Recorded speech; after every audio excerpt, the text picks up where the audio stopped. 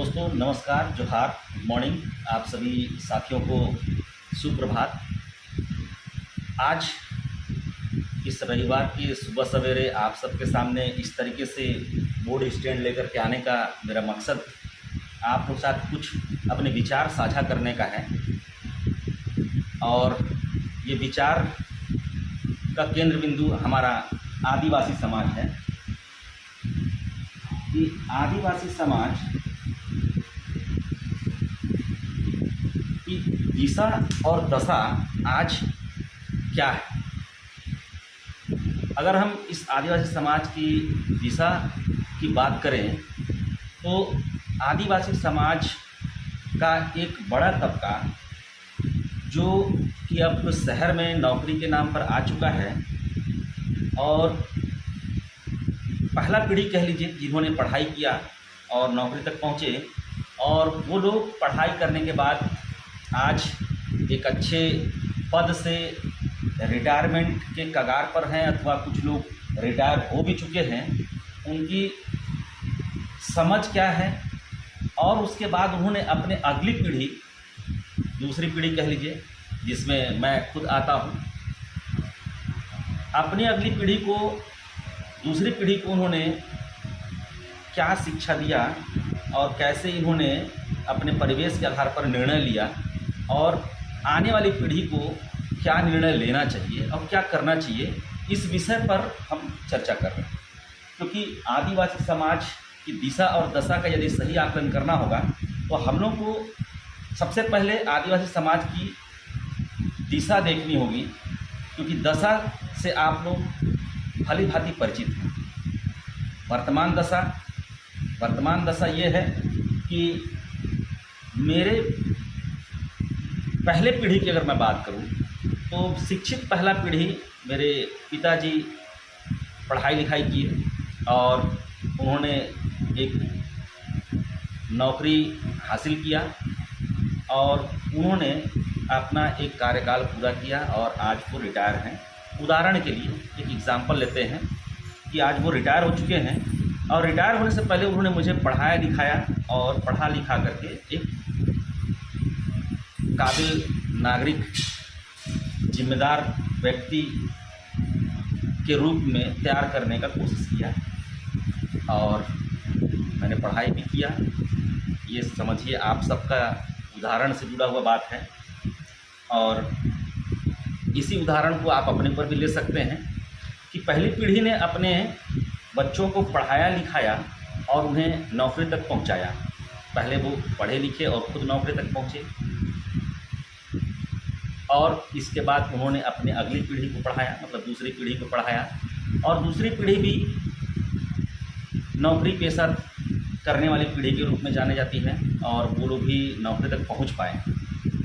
लेकिन अब यदि हम लोग, आप लोग जो दूसरी पीढ़ी में गिने जाते हैं, नौकरी पेशा वर्ग के लोग, यदि आज हम लोग वर्तमान स्थिति का आकलन करें तो आपको ऐसा प्रतीत होगा कि आने वाली पीढ़ी के लिए हमारे पास शायद कोई नौकरी नहीं है।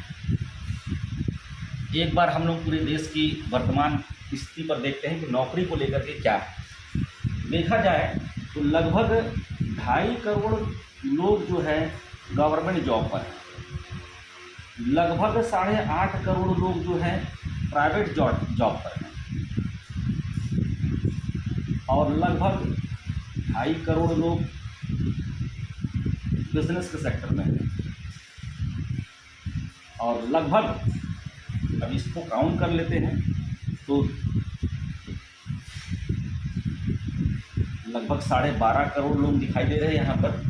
और देखा जाए तो लगभग 75 लाख के आसपास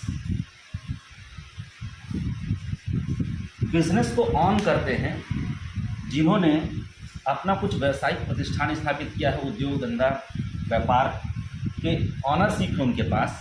ये लोग के यहाँ ये 2.5 करोड़ लोग अपना ये प्राइवेट जॉब में 8.5 करोड़ लोग लगभग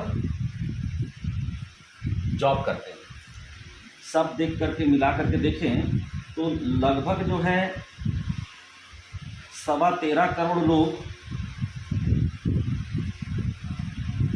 आज किसी न किसी रूप में रोजगार उनके पास है। अब यदि हम लोग गवर्नमेंट जॉब की ओर देखें तो गवर्नमेंट जॉब मतलब किसी ज़माने में उस पद पर लोगों ने खुद को पहुंचाया और आज यहाँ पर वैकेंसी आती है तो लोग इसके लिए ट्राई करते हैं। हमारा आदिवासी समाज की अगर हम बात करें या पूरे युवा वर्ग की हम बात करें तो देश में हर साल लगभग 1 करोड़ लोग अपना एजुकेशन कंप्लीट करके हमारे देश का युवा रोजगार के लिए दौड़ता है, प्रयास करता है कि कहीं रोजगार मिल जाए। पर सवाल ये है कि अब तक देश आज़ादी से लेकर अब तक लगभग 2.5 करोड़ लोगों के पास ही ये गवर्नमेंट जॉब है और हर साल 1 करोड़ युवा वर्ग अपना पढ़ाई कंप्लीट करके जॉब की तैयारी करता है। तो सवाल ये है कि क्या 1 करोड़ लोगों को रोजगार मिल सकता है? शायद ना मिले, क्योंकि अब तक केवल 2.5 करोड़ लोगों को ही रोजगार प्राप्त है, या कहिए पदों की संख्या लगभग 2.5 करोड़ है और शायद कुछ हो भी जहां पर निकलता है। तो 2.5 करोड़ पोस्ट हैं। अब ये रिटायरमेंट एक साथ तो हो नहीं सकते, एक साथ रिटायर नहीं होंगे तो ये 1 करोड़ लोग सेटल नहीं होंगे। इसका मतलब ये हुआ कि 1 करोड़ में से कितने लोगों को हर साल जॉब लग सकता है। यदि 1 करोड़ में से हम यदि 1% की भी बात करें तो लगभग 1 लाख लोग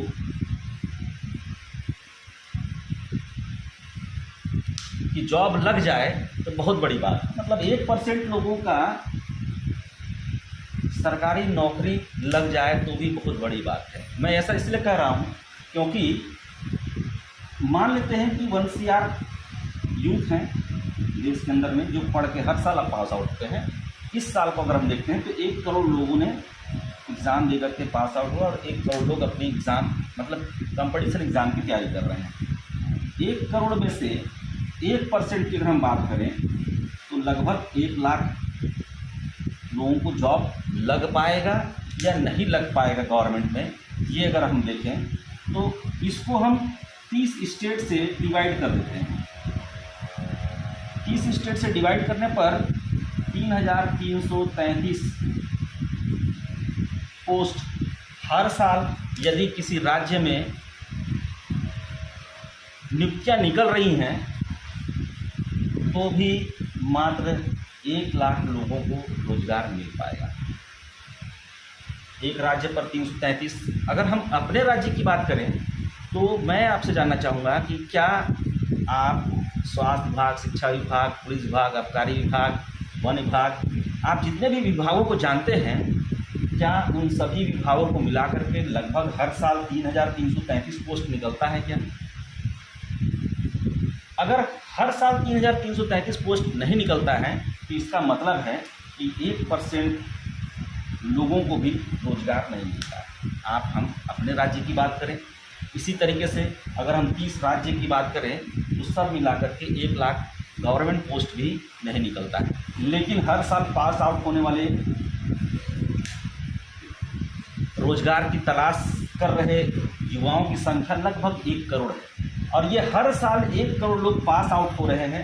अगले साल फिर से 1 करोड़ यूथ अपना पढ़ाई कंप्लीट करके बेरोजगारों की लिस्ट में शामिल हो जाएगा।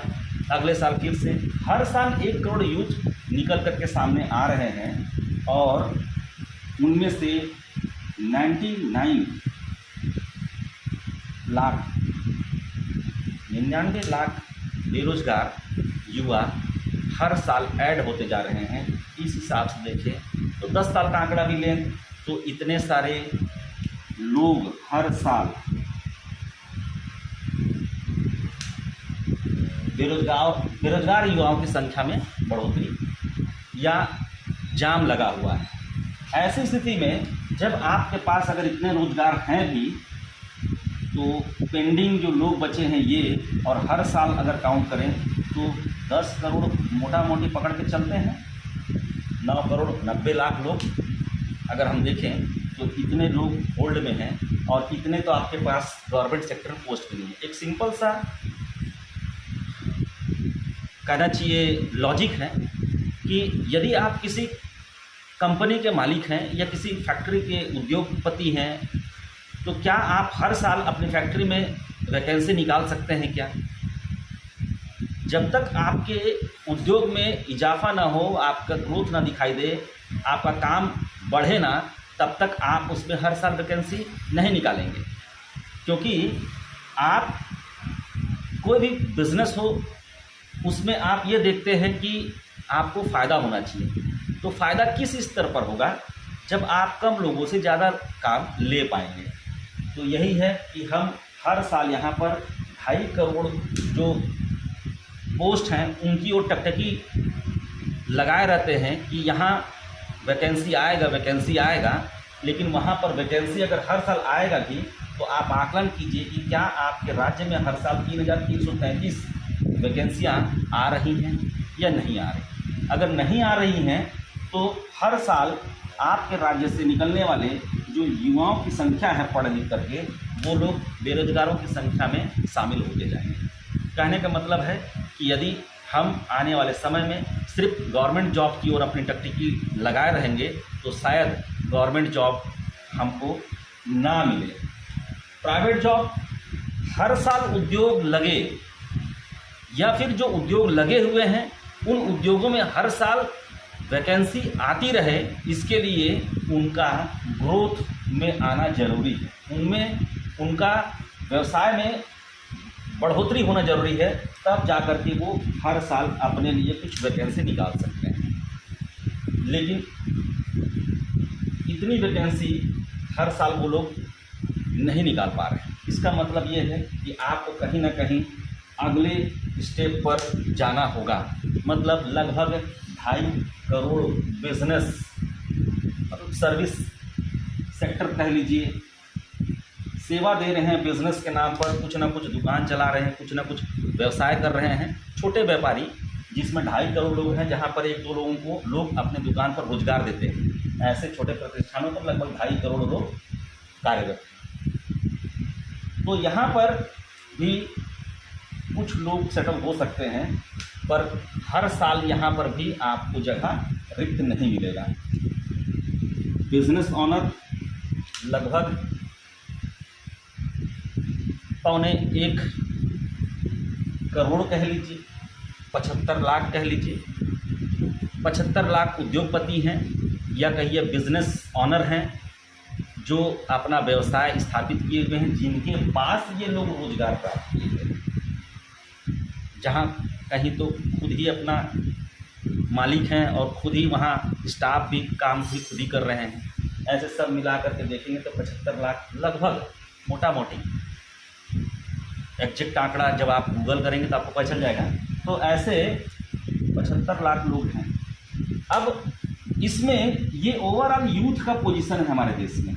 हर साल 1 करोड़ लोग पढ़ाई कंप्लीट करके नौकरी की तलाश में सालों साल बैठे इंतज़ार कर रहे हैं, और उनके माता पिता भी ये सोच रहे हैं कि हमारे बच्चे को कभी ना कभी नौकरी लग जाएगा। पर मेरा सवाल ये है कि आखिर कब तक इंतज़ार करेंगे इस नौकरी का? समय आ गया है कि हम अपनी दिशा को बदलें। यदि हम चाहते हैं कि हमारी दशा में बदलाव आए, हम इस बेरोजगारों की लिस्ट से बाहर निकल करके कुछ बेहतर स्थिति को हासिल कर सकें, तो सबसे पहले हम लोगों को अपनी दिशा बदलनी होगी। और हमारा विषय है कि आदिवासी समाज जो आज तीसरा पीढ़ी शहर में बिता रहा है, पहली पीढ़ी जिनको पकड़ पकड़ के लाया गया था, अगर वो लोग पढ़े लिखे थे तो उनको शहर में रोजगार दिया गया, ले करके आए और उनको नौकरी तक पहुंचाया गया। वो समय अलग था जब पढ़े लिखों की संख्या कम थी और एक तरीके से देखा जाए तो उस रिक्त पदों पर सिर्फ आदिवासियों की ही भर्ती हो सकती थी। उनको ले करके आए और उन्हें नियुक्त किया गया। उन्होंने अपने बच्चों को पढ़ाया, दूसरा पीढ़ी कह लीजिए, और दूसरी पीढ़ी के लोग आज तीसरी पीढ़ी को पढ़ाई करा रहे हैं इस सोच के साथ कि वो लोग यहाँ सेटल हो जाएंगे। तो यहाँ सेटल होने के लिए आपको इतनी वैकेंसी, 1 करोड़ जो लोग पढ़ के निकल रहे हैं उसमें 1 करोड़ लोगों की भर्ती हो सके, ऐसा कोई व्यवस्था नहीं है और शायद ऐसा कोई व्यवस्था हो भी ना पाए। तो ज़रूरी है कि हम अपना माइंडसेट को चेंज करें और अपनी अगली पीढ़ी के लिए अपने खुद के स्तर पर हम प्रयास करना शुरू करें। आदिवासी समाज में नौकरी का चलन कुछ इस कदर बढ़ गया है कि हर आदिवासी परिवार जो अब शहर तक पहुंच चुका है, जिनके पास एक रोजगार है नौकरी के नाम पर, वो अपने बच्चों के पढ़ाई में उच्च शिक्षा के नाम पर लाखों रुपए खर्च करने के लिए तैयार हैं। पर वस्तुस्थिति यही है कि 1% लोगों का भी औसतन नौकरी नहीं लगने वाला है। और आज यही आदिवासी समाज के नौकरी पेशा वर्ग के लोग अपने नौकरी के हिसाब से अपनी ज़िंदगी को लोगों तक पहुंचा रहे हैं, अपने लाइफस्टाइल को दिखा रहे हैं।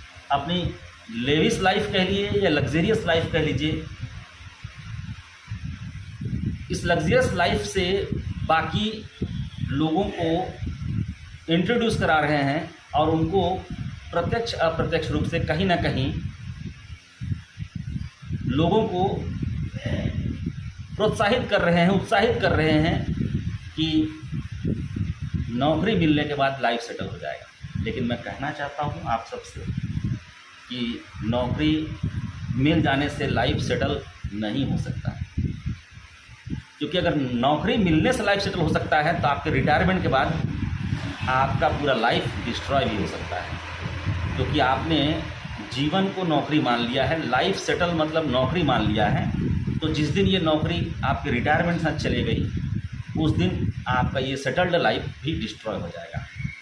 तो ज़रूरी है कि एक समाज जो आज बिजनेस के सेक्टर में है, बिजनेस ऑनर के रूप में जाना जाता है, यहाँ पर आज तमाम अवसर मौजूद हैं और आज जो कुछ हो रहा है समाज में, संसाधनों पर जो लूट हो रहा है, समाज के संसाधन जो बेकार पड़े हुए हैं, जिसका उपयोग समाज नहीं कर पा रहा है, उसका कहीं ना कहीं अप्रत्यक्ष रूप से जिम्मेदार खुद हमारा आदिवासी समाज के वो बुद्धिजीवी लोग हैं जो लोग ये सोचते हैं कि नौकरी ही जीवन है और लोगों को अप्रत्यक्ष रूप से संदेश दे रहे हैं कि नौकरी जरूरी है। पर देखा जाए तो आज इस सेक्टर में बैठे हुए लोगों से कहीं ज़्यादा पैसा इधर बैठे हुए लोग, बिजनेस ऑनर्स के पास है।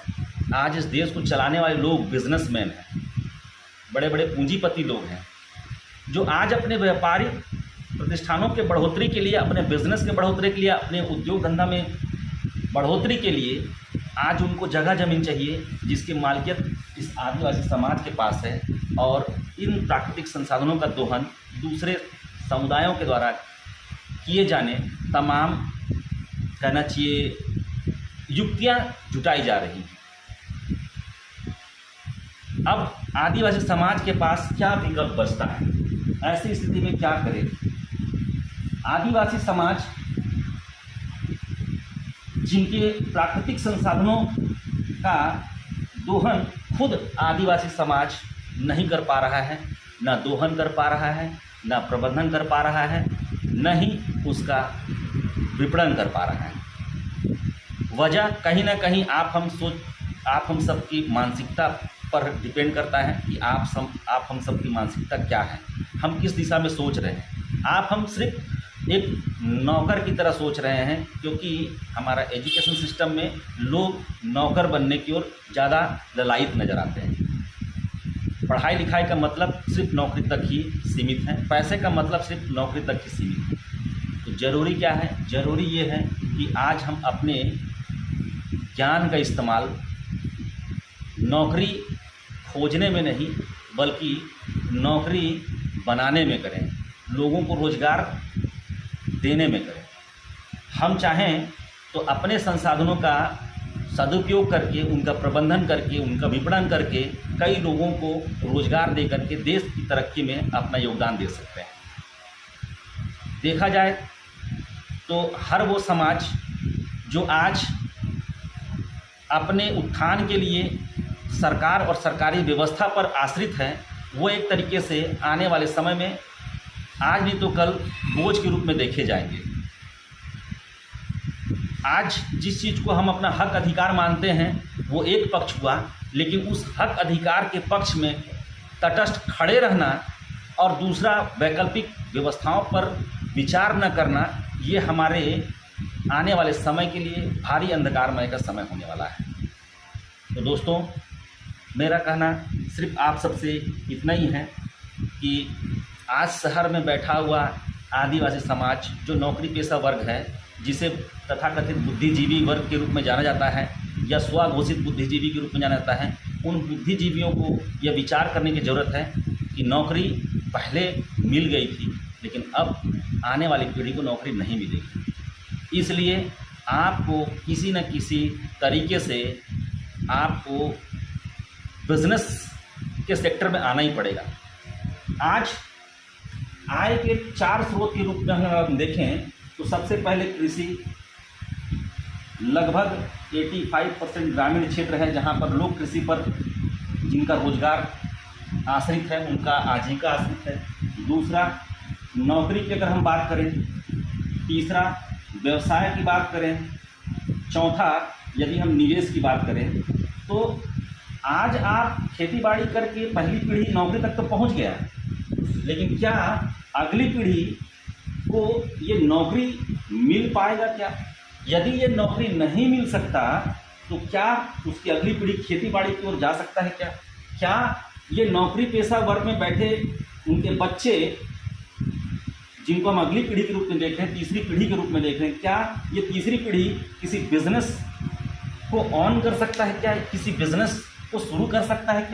क्या उनका माइंडसेट बिजनेस के हिसाब से तैयार हुआ है? क्या उनका पृष्ठभूमि हमने बिजनेस के लिए तैयार किया है? क्या जो बिजनेस करता है वो निवेश करता है। बिजनेसमैन बड़े निवेशक के रूप में जिन्होंने पैसा कमाया, उन्होंने बड़ा बड़ा रकम रियल इस्टेट में, स्टॉक मार्केट में या महंगे जैसे सोना वगैरह जो कीमती धातुएं हैं, ज़मीन है, उन सब में निवेश किया हुआ है। तो बिजनेसमैन है, निवेश के सेक्टर में उन्होंने अपना पकड़ बनाया हुआ है। लेकिन नौकरी पेशा वर्ग का आदिवासी की हम अगर बात करें तो ये आदिवासी समाज जो नौकरी में है, क्या उसको भविष्य में नौकरी है और नहीं है तो क्या वो अपनी अगली पीढ़ी को इस तरह तैयार कर रहे हैं कि वो खेतीबाड़ी कर सके या किसी बिजनेस में जा सके। बिजनेस करने के लिए एक बड़े निवेश की ज़रूरत होती है, या कहिए इन्वेस्टमेंट, एक बड़ा रकम का ज़रूरत होता है, बिग इन्वेस्टमेंट का ज़रूरत पड़ता है। तो क्या आपका अगला पीढ़ी को देने के लिए आपके पास इस नौकरी में रहते हुए एक बड़ा रकम उपलब्ध है जिससे आप दे सकें अपने आने वाली पीढ़ी को, और वो अपना इन्वेस्ट करके बिजनेस शुरू कर सके?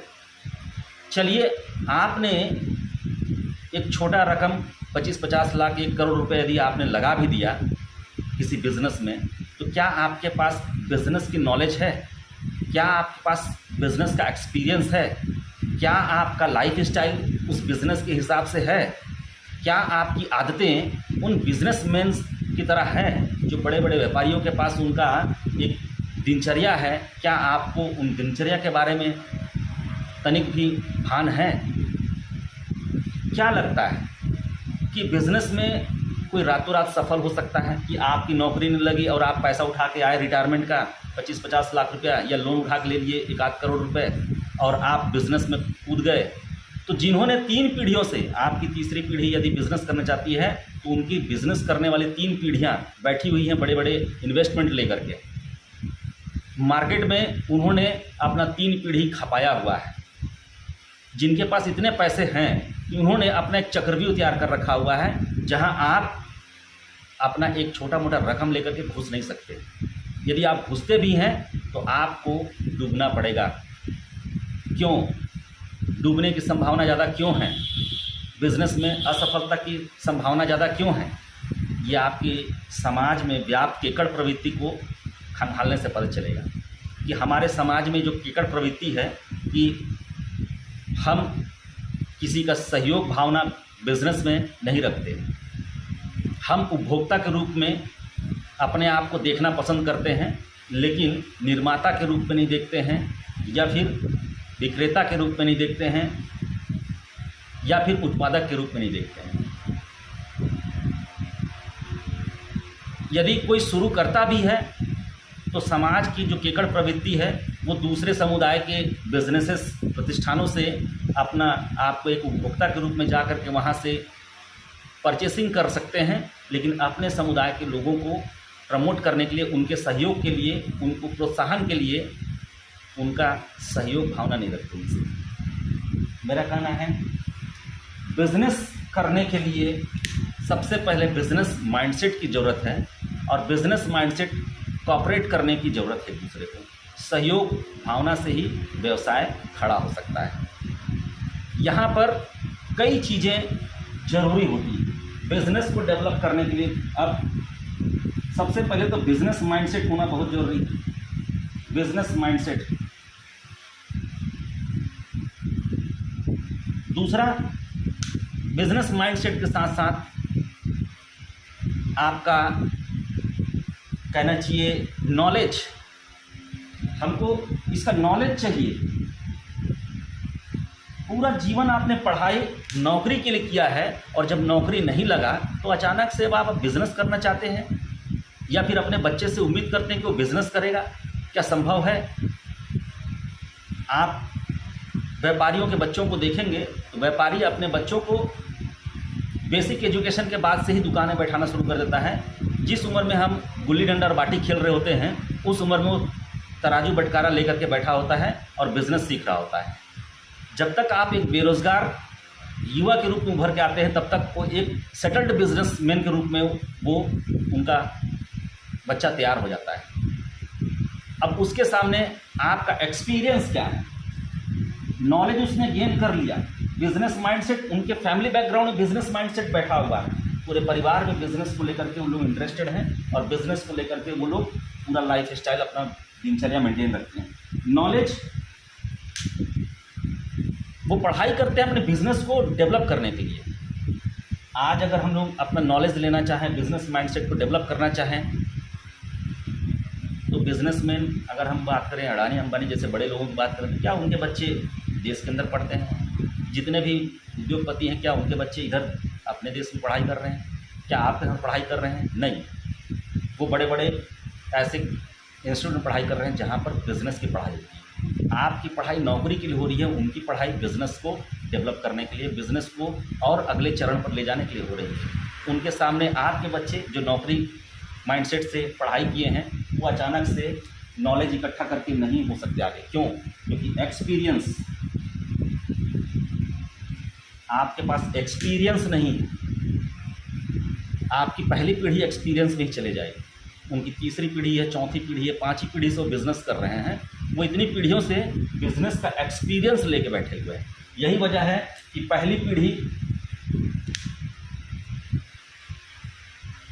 किसी बिज़नेस में इंटर किया और उसका समझ बनाया, नॉलेज इकट्ठा किया, और दूसरा पीढ़ी उस नॉलेज को इम्प्लीमेंट करके नए लर्निंग्स को लेकर के आए, और उसको उन्होंने अपने अगली पीढ़ी को दिया। एक्सपीरियंस, नॉलेज और माइंडसेट का कंप्लीट पैकेज उन्होंने अपने अगली पीढ़ी को दिया हुआ है। और हमारे पास वर्तमान में इसमें से कुछ भी नहीं, ना हमारे पास हैबिट्स हैं, ना स्किल्स हैं। कौशल, क्यों? स्किल कहने का क्या मतलब है? कौशल कहने का मतलब ये हुआ कि आज हमारे पास ना बेचने की कला, बिजनेस में एक सेल्स एंड मार्केटिंग की स्किल होती है, सेल्स एंड मार्केटिंग। क्या आपके बच्चे सेल्स एंड मार्केटिंग की स्किल रखते हैं? क्या उनको नॉलेज है? नॉलेज होना मतलब पढ़ लिख करके रट्टू तोता होना अलग होता है, पर अनुभव हासिल करना, मतलब एक समय इन्वेस्ट करने के बाद होता है, एक मेहनत निवेश करने के बाद होता है, और ये जो स्किल है, ये स्किल उसके साथ आता है। एग्जाम्पल के लिए, अगर हमारे समाज के लोगों को कुछ पकड़ा के बेचने भेज दिया जाए तो शायद वो बेच ना पाए, उनको ईगो का प्रॉब्लम हो जाएगा कि मेरा पिताजी, मेरे दादाजी इतने बड़े पोस्ट पर रहे हैं तो मैं बेचने कैसे जाऊंगा। सेल्स, दुनिया में पैसा कुछ ना कुछ बेचने से ही आता है। चाहे आप अपना समय बेचिए, क्वालिफिकेशन बेचिए, एक्सपीरियंस बेचिए, नॉलेज बेचिए, शरीर बेचिए, श्रम बेचिए, कुछ ना कुछ आपको बेचना ही पड़ेगा, तभी आपको पैसा मिलेगा। आप क्या बेचते हैं? अगर आप नौकरी में हैं तो आपने टाइम बेच दिया अपना, सुबह 10 से 5 का टाइम बेचा, अपना डिग्री बेच दिया, जो आपने एजुकेशन लिया था वो बेच दिया, आपने नॉलेज बेच दिया, आपने अपना एक्सपीरियंस बेच दिया, अपना मेहनत बेच दिया। आपका कंप्लीट जो संसाधन है आपने बेच दिया 50,000 से 1 लाख रुपये महीने के लिए, और एक समय के बाद आपको निकाल करके फेंक दिया जाता है कि आपकी क्षमता कम हो चुकी है, शारीरिक क्षमता कम है, मानसिक क्षमता पहले जैसे अब सही नहीं है, इसलिए आपको रिटायर कर दिया जाएगा और एक दे करके आपको अलग कर देंगे। तो मेरा कहना है दोस्तों कि सेल्स जो है कुछ बेचने से मिलता है, और आपने अपना टाइम, इफर्ट बेच दिया, क्वालिफिकेशन बेच दिया। ये नौकरी है, हर आदमी कुछ ना कुछ बेचता है। मैंने कहा आपने बेच दिया, उसके बदले आपको पैसा मिला है, लेकिन एक समय के बाद आप जीरो हो जाते हैं, क्योंकि अब आप नहीं बेच सकते रिटायरमेंट के बाद। बिजनेसमैन क्या करता है? बिजनेसमैन की लाइफ ऐसे है, ये यहाँ से अगर वो समय लगा रहा है, मेहनत लगा रहा है, और अगली पीढ़ी को यहाँ से दे के जाएगा, अगली पीढ़ी उसके आगे लेकर के जाता है, उसकी अगली पीढ़ी उस बिजनेस को आगे लेकर के जाता है, और अगली पीढ़ी से अगली पीढ़ी वो खसकते ही जाता है और प्रोग्रेस करते जाता है। लेकिन नौकरी वाला यहाँ से पढ़ाई लिखाई कर करके यहाँ तक पहुँचता है, नौकरी मिला, नौकरी करता है, और वापस एक दिन रिटायर होता है और फिर घर में समय काटता है। मतलब हर किसी को जीरो से ही शुरू करना है। बिजनेसमैन जीरो से शुरुआत करता है और यहाँ तक जाता है, अपनी अगली पीढ़ी को देता है, वो अगली पीढ़ी उसको लेकर के और आगे जाता है, और उसकी अगली पीढ़ी तक वो उसको आगे लेकर जाता है। इसलिए ये आर्थिक रूप से सक्षम है। किसी भी समाज का सशक्तिकरण तभी संभव है जब वो आर्थिक रूप से सशक्त हो, और आर्थिक रूप से सशक्त होना मतलब कहीं ना कहीं बौद्धिक रूप से सशक्त होना भी होता है, क्योंकि इतनी सारी जो चीज़ें हैं ये बौद्धिक क्षमता को प्रदर्शित करते हैं। आपका माइंडसेट, लकीर के फकीर, हम नौकरी करेंगे, हमारा बच्चा नौकरी करेगा, उसका अगला पीढ़ी नौकरी करेगा, और उसका अगला पीढ़ी भी नौकरी करेगा। लकीर के फकीर, माइंडसेट हमारा क्या है? लकीर का फकीर होने का। रिस्क लेने की एबिलिटी नहीं है, हम रिस्क नहीं लेना चाहते, हमको पता है आगे अंधकार है, फिर भी हम रिस्क नहीं लेना चाहते। नॉलेज, वहाँ भी हम लकीर के फकीर ही हैं, हमको अलग से एडिशनल कोई नॉलेज नहीं है। डिसीजन मेकिंग पावर हमारे पास नहीं है। हमारे पास टेबल पे जो चिट्ठी आता है, जो आदेश आता है, उस आदेश का पालन करना हमारा पहला कर्तव्य होता है, और जीवन पर्यंत हम लोग यही काम करते हैं। जीवन भर यदि आदेश लेने का आदत है, आदेश आएगा कहाँ से? आपके भीतर से बाहर। बिजनेसमैन वो डिसाइड करता है, अपने लिए खुद एक आदेश जनरेट करता है, ये नॉलेज है सर। आपका एक्सपीरियंस यदि लकीर का फकीर वाला है, तो बिजनेस में आप खुद का ऑर्डर कैसे जनरेट करेंगे? मैनेजमेंट, यहाँ पर सेल्स एंड मार्केटिंग जो स्किल हम कह रहे हैं, एक मैनेजमेंट स्किल भी होता है। यहाँ पर हम सेल्स की दुनिया में तो हम कहीं भी कहीं नजर नहीं आते। हम क्या बेचते हैं? हमने अपना टाइम बेच दिया, मेहनत बेच दिया, डिग्री बेच दिया, खत्म हो गया। वन टाइम लाइफ जो मिला था उसको हमने चंद रुपयों के लिए बेच दिया। उदाहरण के लिए यदि हम बात करें, यदि आपका सैलरी 1 लाख रुपये पर मंथ है, तो 12 महीने में कितना हुआ? आपका 12 लाख रुपये हुआ। और 12 लाख रुपये को 30 साल नौकरी से अगर मल्टीप्लाई कर दे 30 ईयर्स से, तो 12 के 36, 3 करोड़ 60 लाख रुपये में आपकी ज़िंदगी खत्म हो गई सर। 3 करोड़ 60 लाख रुपये में आपने अपना ज़िंदगी खत्म कर दिया, और इसी 3 करोड़ 60 लाख रुपये में आप पूरा जीवन भर दिखावा अपना दिखाने में बिता देते हैं। बिजनेसमैन साल का टर्नओवर होता है और साल से साल खसकते हुए उसका प्रॉफिट होता है इतना। जिनके पास साल का प्रॉफिट करोड़ों में है वो आपसे ज़्यादा ताकतवर होगा। और आज जिन संसाधनों की लूट के पीछे हम हाय तब मचा रहे हैं, जो लावारिस की तरह पड़ा हुआ है, जिस पर हम दावा तक प्रस्तुत नहीं कर पा रहे हैं, मजबूती से अपना बात तक नहीं रख पा रहे हैं, सिर्फ इसलिए क्योंकि हम नौकरी पेशा वर्ग के लोग हैं। यदि हम इसका विरोध करते हैं तो हम नौकरी से निकाल दी जाएंगे और हमारा रोजगार का एक माध्यम खत्म हो जाएगा और हम पैसे को ललायत हो जाएंगे। तो इस लूट के विरुद्ध आप खुलकर सामने नहीं आएंगे। सशक्त समाज सिर्फ नौकरी करने मात्र से पैदा नहीं होता। नौकरी एक माध्यम है जिससे आपकी आजीविका सुनिश्चित हो चुकी है।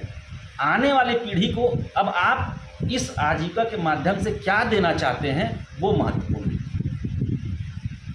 आपके पास एक रकम जो मिल रही है, उस पैसे को यदि आप इन्वेस्ट नहीं करेंगे कहीं पर, अपना माइंडसेट को बिजनेस की ओर लेकर के नहीं जाएंगे, नॉलेज इकट्ठा नहीं करेंगे, अपने अगली पीढ़ी को ये नॉलेज नहीं देंगे, उनको एक्सपीरियंस फील नहीं कराएंगे, उनको मौका नहीं देंगे अनुभव हासिल करने का, तो वो लोग कभी भी सेल्स एंड मार्केटिंग की दुनिया में आगे नहीं आ सकते। तो सेल्स एंड मार्केटिंग एक स्किल है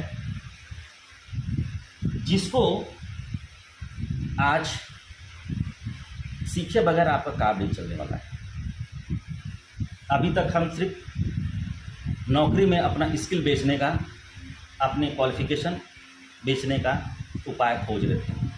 हमारे पास आदिवासी समाज के पास प्राकृतिक संसाधन इतने प्रचुर मात्रा में उपलब्ध हैं जिसका इस्तेमाल कोई और कर रहा है, आप हम नहीं कर रहे हैं। मैंने फ्लिपकार्ट पर एक प्रोडक्ट देखा जिसको हम लोग गोंगरा बोलते हैं या डोड़का कह लीजिए हिंदी में। उस डोड़का को वो लोग नेचुरल स्क्रबर के रूप में 250 से लेकर 75 रुपये में उसका प्रारंभिक कीमत है। 75 रुपये से लेकर के 250 रुपये तक की कीमत में लोग उसको बेच रहे हैं। अब सोचिए, जो हमारे पेड़ों पर यूं ही लटका हुआ है जिसका इस्तेमाल भी नहीं करते हम लोग। आपके घर के अगल बगल अगर यदि गांव में रहते हैं तो आप देखिए,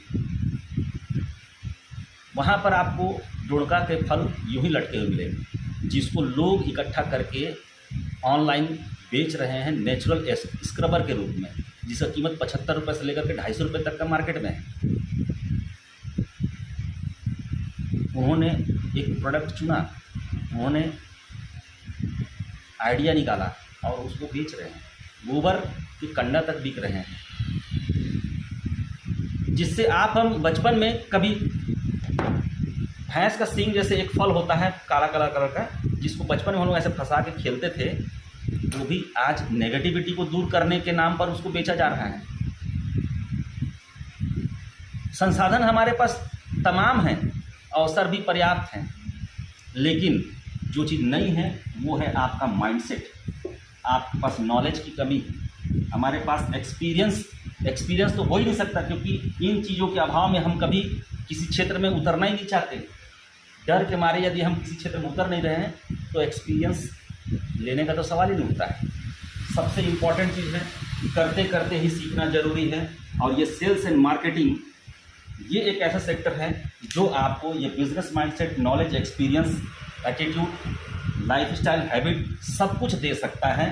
इवन आपके जीवन में आप जो पूरा 30 साल खपाने के बाद 3 करोड़ 60 लाख रुपए का इनकम जो सोचते हैं, 1 लाख रुपये पर मंथ के हिसाब से 12 महीना 12 लाख रुपया, और 30 साल में 3 करोड़ 60 लाख रुपया, पूरे 30 साल को गंवाने के बाद आपको कुल प्राप्त रकम, वो चाहें तो आप अगले 5 से 10 साल के भीतर उतना कमा सकते हैं। यदि एकजुटता के साथ इस क्षेत्र में आया जाए तो हो सकता है कि हम हजारों करोड़ के टर्नओवर को खड़ा कर सकें। लेकिन क्या आप हम एक दूसरे के साथ आने के लिए तैयार हैं? सोचने का ज़रूरत है। कई साथियों से मैं मुलाकात किया, कई साथियों को मैंने अप्रोच किया, कई साथियों से मैंने बात किया, कि मिल करके कुछ किया जा सकता है। और सबसे पहले आपको एक ऐसा सेक्टर चुनना होगा जहां आपको इन सब चीज़ों से रूबरू होने का मौका मिलेगा। तो लोगों ने नौकरी को पहली प्राथमिकता में रखा और आज उस नौकरी की वजह से इस चीज़ को वो एक्सेप्ट करने के लिए तैयार नहीं है। मैं जो कह रहा हूँ वो सिर्फ इसलिए कह रहा हूँ क्योंकि आने वाले समय में आपका भविष्य, हमारा भविष्य, सबका भविष्य जुड़ा हुआ है। क्योंकि आदिवासी समाज का दिशा और दशा आप हम ही निर्धारित करने वाले हैं।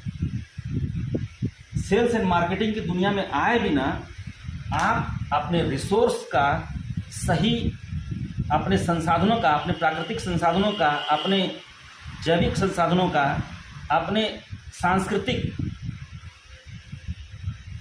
या तमाम संसाधन जो आपके पास उपलब्ध हैं, रिसोर्सेज के नाम पर जल, जंगल, जमीन, जनसंख्या, जैव विविधता, जानकारी, आपके जानवर, आपकी जनसंख्या, ये तमाम रिसोर्सेज हैं। इन रिसोर्सेज को आप समय के अनुसार उचित, समयोचित सदुपयोगिता आप निश्चित नहीं कर सकते। यदि आप चाहते हैं कि आप अपने संसाधनों का सदुपयोग कर सके और उन संसाधनों पर कोई दूसरा लूट ना मार कर सके, कोई छीन ना सके आपसे, तो आपको एक प्लेटफॉर्म पर आना ही पड़ेगा जहां न्यूनतम निवेश के साथ अधिकतम आय सृजन के अवसर मिल सकते हैं और हमारे पढ़े लिखे युवाओं को, देश के युवाओं को रोजगार मिल सकता है। ये संदेश हमारे आदिवासी समाज के उन बुद्धिजीवियों के लिए है जो लकीर का फकीर बने, अब भी लोगों को सबके निगाह से देख रहे हैं कि ये पूरे पैटर्न, ये जो टर्मिनोलॉजी, जो टर्म्स, जो वर्डिंग्स जो किए जा रहे हैं, कहीं ना कहीं ये हमें फंसाने के लिए किए जा रहे हैं। और एक लाइन इसमें मैं जोड़ना चाहता हूँ कि आदमी जोड़ना, भाई साहब, बिजनेस में एक दुकानदार, एक बिजनेसमैन हर एक कस्टमर को जोड़ता ही है। आप जिनसे सामान लेते हैं, सालों साल उनसे सामान ले रहे हैं, क्यों? क्योंकि आपका जुड़ाव है। बिना जुड़ाव के आप एक ही दुकान से हमेशा वो सामान कैसे ले सकते हैं? आदमी जोड़ने के नाम पर भूत देख लेने जैसा व्यवहार ना करें। ये आदमी जोड़ना सिर्फ एक बहाना है, एक्चुअल में समाज के दिशा और दशा को बदलने के लिए किए जा रहे एक प्रारंभिक पहल है, प्रारंभिक अवस्था की एक पहल है, जहां पर आपको मुफ्त में सेल्स एंड मार्केटिंग का स्किल मिलता है, जहां पर मैनेजमेंट, अपने टीम को चलाने का एक आपको मौका मिलता है, आप उसके लिए एक डिसीजन लेने का मौका मिलता है। आपका एक माइंडसेट, बिजनेस माइंडसेट डेवलप होता है, आपको एक नॉलेज मिलता है कि आप बिजनेस को कैसे डेवलप कर सकते हैं, कैसे ग्रो कर सकते हैं बिजनेस को। आपको एक एक्सपीरियंस मिलता है एचआर मैनेजमेंट का, लोगों को समझने का, लोगों की साइकोलॉजी को समझने का, डिमांड एंड सप्लाई को समझने का। आपके लाइफ स्टाइल में बिजनेस आता है और आपके हैबिट्स उसके हिसाब से आते हैं और आपके घर का वातावरण एक बिजनेस माइंडसेट के साथ तैयार होता है, जो कि आपके अगले पीढ़ी को बचा सकता है। जो आपके पास उपलब्ध प्राकृतिक संसाधन हैं उनका सदुपयोग तय करेगा आपका ये तमाम स्किल। उदाहरण के लिए, यदि आप सड़क पर जा रहे हैं पैदल और आपको 500 का नोट दिखाई दिया, तो आप यदि नहीं उठाएंगे तो कोई और उठाएगा। अगर किसी और ने उठाया तो आप छाती पीटना शुरू करेंगे कि किसी ने नोट उठा लिया, किसी ने नोट उठा लिया। आपको मौका था, आपने क्यों नहीं उठाया? ठीक इसी तर्ज पर आपके पास, हमारे पास जो संसाधन उपलब्ध हैं, यदि उसकी उपयोगिता आप हम समय के अनुरूप समयोचित सदुपयोगिता तय नहीं करेंगे तो उसकी उपयोगिता कोई और तय करेगा। और उसके लिए तमाम नियम कानून बनाए जाएंगे और उन तमाम नियम कानूनों का पालन आपको करना होगा।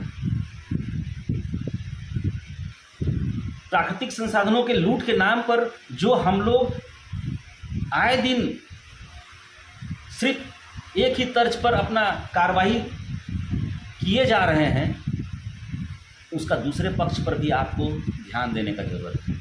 यदि आप उन प्राकृतिक संसाधनों का समुचित उपयोग करने में सक्षम नहीं हैं, उनका प्रबंधन, उनका विपणन करने में सक्षम नहीं हैं, तो आपको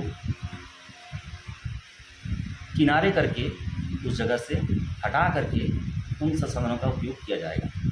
आज आपका जल, जंगल, ज़मीन, आपकी जनसंख्या, आपकी जैव विविधता, आपकी जानकारी,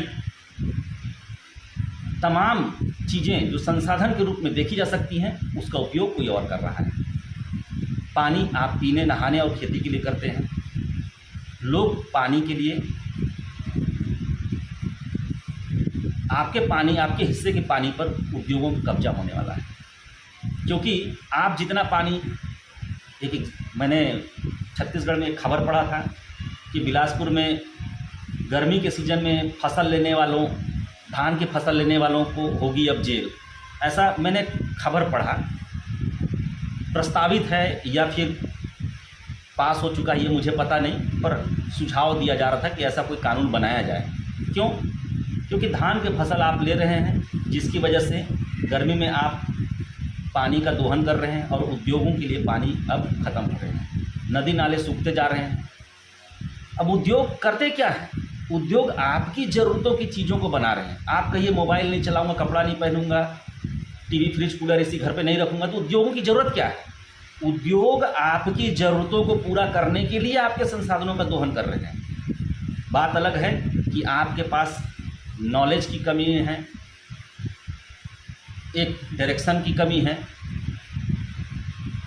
एक बार्गेनिंग पावर की कमी है, या नेगोशिएशन की कैपेसिटी नहीं है, क्योंकि आप आर्थिक रूप से कहीं ना कहीं कमज़ोर हैं। तो आप नेगोशिएट नहीं कर पा रहे हैं, जिसकी वजह से औने पौने दाम में आपको अपने संसाधनों से हटाया जा रहा है। लेकिन आप इसको रोक सकते हैं एक ही शर्त पर, जब आप नेगोशिएट करने की क्षमता रखते हैं। और नेगोशिएट वही आदमी कर सकता है जो आर्थिक रूप से सक्षम है, बौद्धिक रूप से सक्षम है। तो यहाँ पर आपके जो संसाधन हैं, जल, जंगल, ज़मीन, जिस पर बड़े बड़े उद्योगपतियों की नज़र है, क्योंकि आपके लिए वो 500 के नोट के समान है जिसको आप उठाना नहीं चाहते, और उनके लिए वो एक अवसर है। जब तक आपकी समझ में नहीं है तब तक वो इस चीज़ों का उपयोग स्वयं करना चाहते हैं। आपकी जनसंख्या एक मतदाता के रूप में ही चिन्हित है। आप सिर्फ वोट डालने के लिए हैं और नौकरी की तैयारी करने के लिए, और लूटमार का विरोध करेंगे। लूटमार का विरोध करते रहिए, जीवन भर करते रहिए, क्योंकि आप नेगोशिएट करने की कैपेसिटी नहीं रखते। सच बात यह है कि अपनी कमियों को हम दूर करना ही नहीं चाहते। हमारी जनसंख्या का इस्तेमाल कोई और कर रहा है। आदिवासी समाज देखा जाए तो एक कर्मचारी के रूप में जाना जाता है, एक अच्छे वर्कर के रूप में जाता है। आप किसी भी प्रतिष्ठान में जाकर पता करिए काम करने में सबसे बेहतर इंसान प्रजाति कौन है, तो लोग बताएंगे कि बहुत मेहनती होते हैं, बहुत ईमानदार होते हैं। और हर किसी को अपने यहाँ एक स्टाफ की ज़रूरत है, वर्कर की ज़रूरत है, तो वो हमारे समुदाय के विशेष के लोगों को प्राथमिकता में रखते हैं। आज हर जगह हमारे समाज के लोग, हमारी जनसंख्या जो है, आदिवासी समाज की जनसंख्या एक वर्कर के रूप में चिन्हित है। हमारी जानकारी के आधार पर आयुर्वेद खड़ा हो गया। हमको जड़ी बूटियों का इतना ज्ञान होने के बावजूद आयुर्वेद किसी और के माध्यम से स्थापित हो रहा है। मेडिसिनल हर्बल प्लांट्स, तमाम चीज़ें हमारी जानकारी का इस्तेमाल कोई और कर रहा है। हम क्या कर रहे हैं? हम नौकरी कर रहे हैं उन्हीं जगहों पर, क्योंकि हमको रिस्क की कैपेसिटी नहीं है, रिस्क एबिलिटी नहीं है, रिस्क नहीं लेना चाहते हैं। रिस्क क्यों नहीं लेना चाहते हैं? क्योंकि हमको नॉलेज नहीं है, हमको रिस्की लगता है पूरा मामला। भाई साहब, एक फुल्की का ठेला जो लगाता है ना हमारे स्टेट बैंक के सामने, मैंने एक कलेक्ट्रेट बैंक में एक फुल्की, कलेक्ट्रेट बैंक के सामने एक फुल्की का दुकान है। एक दिन जब कहना चाहिए लिंक फेल था, तो मैंने सोचा कि जाके खाया जाए, तो सामने फुल्की का दुकान था और वहाँ जाकर के मैंने फुल्की खाने का विचार बनाया। जाके बात किया तो पता चला कि वो फुल्की बेचने वाला भी दिन का 3,000-4,000 लेकर के जाता है। मतलब 1 लाख रुपए से ऊपर महीना वो लेकर के जा रहा है।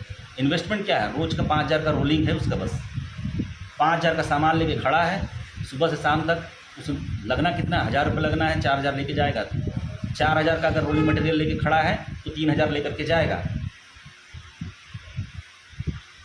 आप हम गलतफहमी में जी रहे हैं। नौकरी आने वाले समय में नहीं है तो आपको सेल्स एंड मार्केटिंग के सेक्टर में आना पड़ेगा, ऐसी संगत में रहना पड़ेगा जहां आपको तमाम चीज़ें मिल सके। तो आदिवासी समाज की दिशा और दशा सिर्फ आपके और हमारे व्यवहारिकता पर निर्भर करता है, आपके हमारे व्यवहार पर निर्भर करता है कि आप हम किस दिशा में अपना व्यवहार को अग्रेसित करते हैं। नहीं तो आने वाले समय में आदिवासी समाज धरना और आंदोलन करते उनका पूरा जीवन बीत जाएगा, पर वो किसी लूट को रोक नहीं पाएंगे। अपनी केकड़ प्रवृत्ति से हमको बाहर निकलना पड़ेगा, एक दूसरे का सहयोग करना पड़ेगा। केकड़ प्रवृत्ति इसलिए कह रहा हूँ क्योंकि अगर हम एक पात्र में, एक तसला में केकड़ों को रख दें तो भी एक केकड़ा भी बाहर नहीं जा सकता। क्यों? क्योंकि एक केकड़ा दूसरे केकड़े के पैर को फंसा करके रखेगा तो बाहर कहाँ जा रहे हो। हम तो नौकरी वाले माइंडसेट से जी रहे हैं, तुम कहे कि बिजनेस माइंड से चल रहे हो। तो कोई बिजनेस माइंड से अगर कोई आपसे डील करे तो अब आप उसको सबकी निगाह से देखेंगे अपने फ़ायदे के लिए। भाई साहब, हर व्यक्ति फ़ायदे के लिए ही तो काम कर रहा है, आप क्या नुकसान के लिए कर रहे हैं? और आपको कॉपी करके समाज क्या पूरा नुकसान उठा ले। आने वाले समय में तमाम गवर्नमेंट डिपार्टमेंट्स यदि प्राइवेटाइजेशन की ओर जा रहे हैं तो क्या वहाँ पर आपके प्रावधान सुनिश्चित करवाने के लिए आप जीवन भर लड़ाई झगड़ा करते रहेंगे, विरोध करते रहेंगे? बावजूद इसके कितने को लगेगा? अगर प्रावधान है भी आज के डेट में तो कितनों को रोजगार है? हम कह रहे हैं हर साल 1 करोड़ युवा वर्ग, देश के सभी युवाओं की अगर गिनती की जाए तो 1 करोड़ यूथ हर साल पढ़ करके निकल रहे हैं और बेरोजगारों की सूची में खड़े हो जा रहे हैं। बात सिर्फ यहाँ आदिवासी या गैर आदिवासी की नहीं है। जब उतना पोस्ट ही नहीं है तो इसका बात जाहिर सी बात है कंपटीशन बढ़ेगा। कंपटीशन बढ़ेगा तो बावजूद इसके कुछ लोगों को ही नियुक्तियाँ मिलेंगी, तो बाकी क्या करेंगे? सालों साल इंतज़ार करेंगे नौकरी का, या फिर किसी बिजनेस के सेक्टर में अपना एक्सपीरियंस गेन करने के लिए काम करना शुरू करेंगे। तो दोस्तों, बात बहुत ज़्यादा और लंबा होते जा रहा है। आज की इस सुबह सवेरे आप सबके साथ अपना विचार साझा करने का मकसद सिर्फ इतना है कि आदिवासी समाज हो या कोई भी समाज हो, यदि वो सिर्फ नौकरी पर आश्रित है तो उसके समाज कभी सशक्त नहीं हो सकता। नौकरी एक माध्यम है, उस माध्यम का इस्तेमाल करके आप अपने समाज को सशक्त करने के लिए आने वाली पीढ़ी को क्या दे के जाना चाहते हैं, क्या देना चाहते हैं, कहाँ देखना चाहते हैं, ये सिर्फ आपके ऊपर निर्भर करता है। एक दूसरे को कोऑपरेट कीजिए, एक दूसरे को सहयोग कीजिए और बिजनेस के सेक्टर में आइए, क्योंकि यहाँ पर तमाम अवसर अभी भी शेष हैं, रिक्त हैं। जरूरी नहीं है कि बड़े बड़े प्रतिष्ठानों का ही उद्घाटन करें, आप बड़े बड़े उद्योगों का ही निर्माण करें, बड़े बड़े बिजनेस हब्स का ही आप संचालन करें। शुरुआत अपने नॉलेज के लिए बिजनेस सेल्स एंड मार्केटिंग से शुरू होता है। अगर आपको बेचना नहीं आता तो आप बिजनेस के सेक्टर में आगे नहीं आ सकते। तो सिर्फ अपने नॉलेज को इंक्रीज़ करने के लिए, अपने एक्सपीरियंस को गेन करने के लिए, अपने माइंडसेट को डेवलप करने के लिए, एक बिजनेस माइंडसेट को, एक बिजनेस एटीट्यूड को डेवलप करने के लिए हमारे साथ इस सेल्स एंड मार्केटिंग के सेक्टर में आइए। इसलिए नहीं कि आपको यहाँ करोड़ों अरबों रुपए कमाने का मैं रास्ता बताऊंगा, नहीं, सिर्फ इसलिए ताकि आप ये माइंडसेट, ये नॉलेज, ये एक्सपीरियंस, ये हैबिट, ये स्किल डेवलप कर सके। सेल्स एंड मार्केटिंग के सेक्टर में आने के बाद आपका communication skill, leadership skill, management skill, winning attitude, life style, habits, ये तमाम चीज़ें दुरुस्त हो जाती हैं। तो ज़रूरी है कि आज हर परिवार में लोग इस बिज़नेस के सेक्टर में आएँ और अपने समाज को, अपना परिवार और अपने समाज को सशक्त करने में अपनी योगदान तय करें। कहने के लिए बहुत सारी बातें हैं, पर आज मुझे लगा कि आप लोग साथ ऐसा बात करना चाहिए। जनरली मैं ऐसे बात करता हूँ, अलग अलग लोगों से मुलाकात करता हूँ, अलग अलग लोगों को ऐसी बातें रखता हूँ, और आज मुझे लगा कि आप सबके सामने ये बात रख करके आप सबके साथ अपना विचार साझा करूं। आपको यदि अच्छा लगता है तो मुझे आप डायरेक्ट कांटेक्ट कर सकते हैं। कांटेक्ट नंबर नहीं दूंगा, क्योंकि ये फेसबुक पर आप डायरेक्ट मैसेज कर सकते हैं और मुझसे कांटेक्ट कर सकते हैं। इंटरेस्टेड हैं तो हम मिल के आगे काम कर सकते हैं। जीरो इन्वेस्टमेंट पर एक बड़ा अचीवमेंट कैसे लें, इस पर हम बात कर सकते हैं। In the sense zero achievement मतलब ये ना सोचिएगा कि पैसा ना लगेगा, पैसा तो लगेगा, क्योंकि बिज़नेस अपने पैसे से नहीं दूसरे के पैसे से किया जाता है। इसलिए मैं आपको जीरो इन्वेस्टमेंट का बिज़नेस कह रहा हूँ। पैसा तो चाहिए ही, पर आपका पैसा ना लगे, पर बिज़नेस आपका शुरू हो जाए और एक अच्छे प्लेटफॉर्म में आपको स्थान मिल जाए और आप आने वाले समय में अपनी पीढ़ी को ये तमाम चीज़ें दे सकें जो उनको, उनके भविष्य को उज्ज्वल कर सके। तो स्वागत रहेगा आप सबके संदेश का। आप मुझे डायरेक्ट मैसेज पर संदेश प्रेषित कर सकते हैं। Thank you, have a good day. सभी साथियों को जोहार, नमस्कार। स्वागत रहेगा हमारे साथ इस प्लेटफॉर्म पर, यदि आप आना चाहें। धन्यवाद।